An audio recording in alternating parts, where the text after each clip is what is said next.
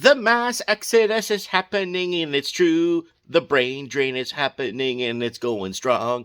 So, what the heck am I talking about today, folks? Well, Canada, more and more people are picking up and leaving and permanently leaving Canada. Why? Well, if you guys haven't been living in Canada the last, I don't know, 5 or 6, maybe since 2010, you start realizing that if you're not making a medium six figure income, you can't afford to live an average life that we used to live back in 1984 working a minimum wage job.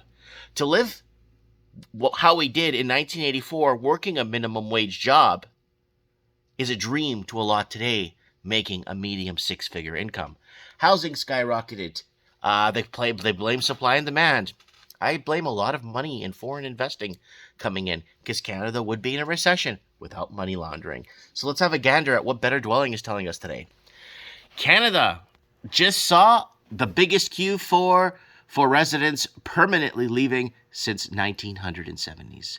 That's demigration or emigration, right? Let's see if they. I didn't even read it, but somebody sent this to me and asked me, Mike, can you please talk about this because you've talked about it on your channel?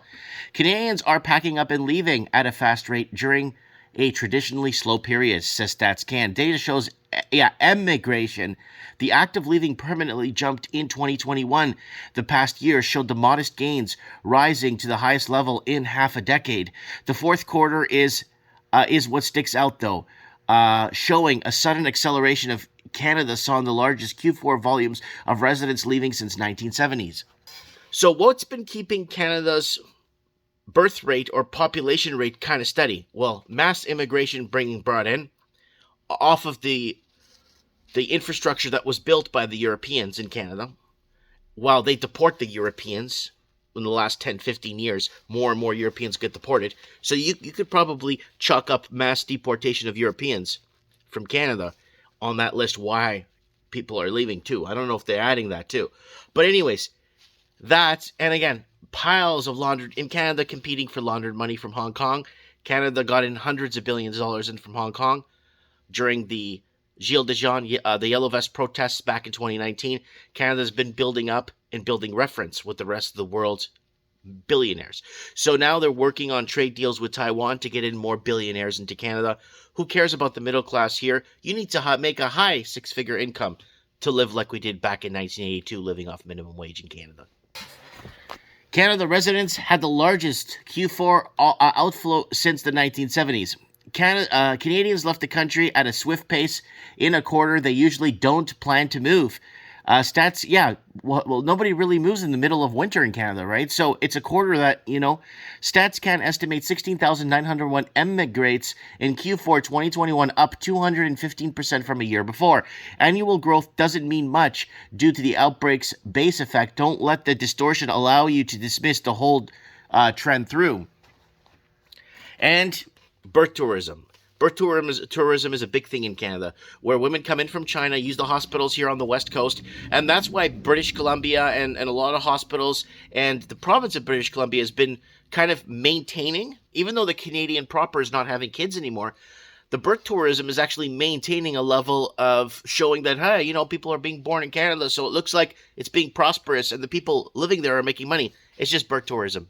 Women coming over, having kids, they have pamphlets in Chinese that get sent out from Canadian taxpayers' money to basically advertise to people living in China, come and live in Canada, basically. So there's Canada's fourth quarter emigration. The number of Canadians estimated to have left and serve residency ties with Canada in the fourth quarter.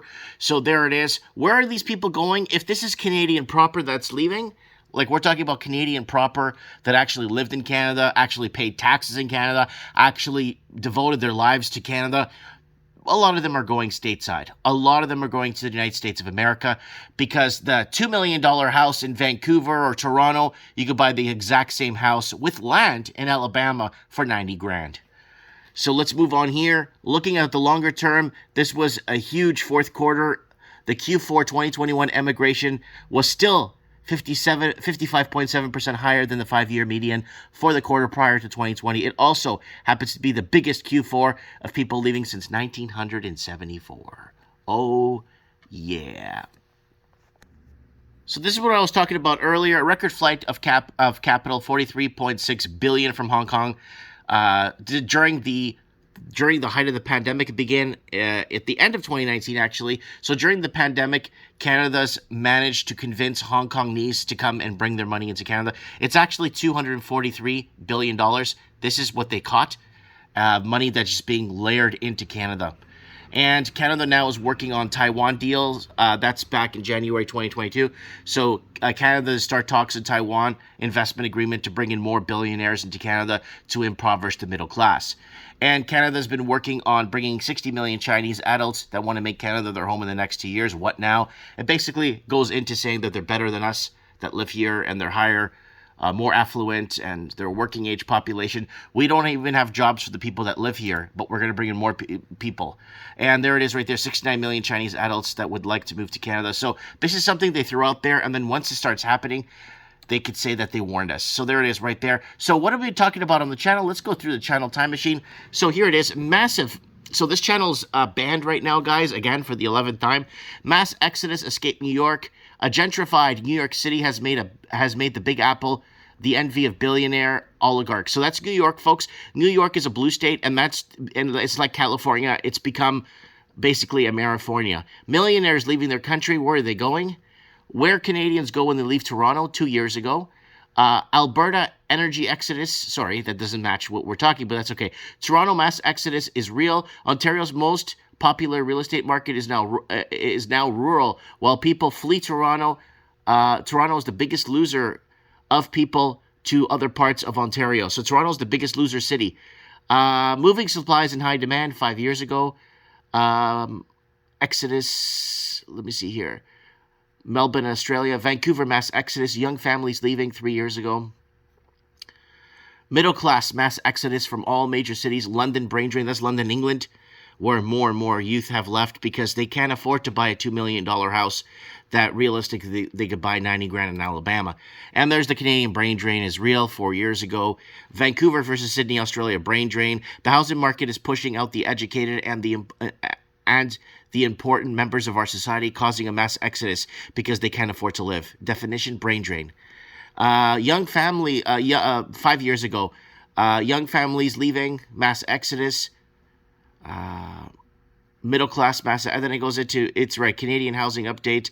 Banks may cancel HELOCs. I don't know what that's from mortgages. So millennials taking on too much debt 5 years ago. And that's what I wanted to share with you guys. I wanted to put this out there with you guys so you guys understand that Canada wants to go through a mass transformation. The people that built the infrastructure, they don't care about those people. Those people don't exist. Their kids don't exist in this equation. We don't exist in their equation.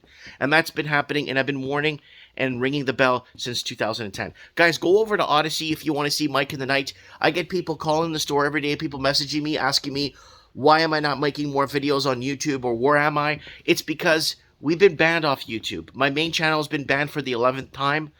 My backup channel I do use from time to time to get videos out, but unfortunately, I'm so limited on what I'm allowed to say because our speech has been infringed, our freedom of speech has been infringed on, the freedom to discuss, debate, and to be allowed. So if you're on YouTube looking for information or to figure out what's going on, you're wasting your time. Go to Odyssey and join us there. Also, you could go on Rumble. We put up our replays of Mike in the Night and videos up there. Thanks for watching, guys. I really appreciate the support and all the calls and emails and everything I've been getting. It means a lot to me. I'll see you guys on the flip side. Mike Martin's here. I have spoken.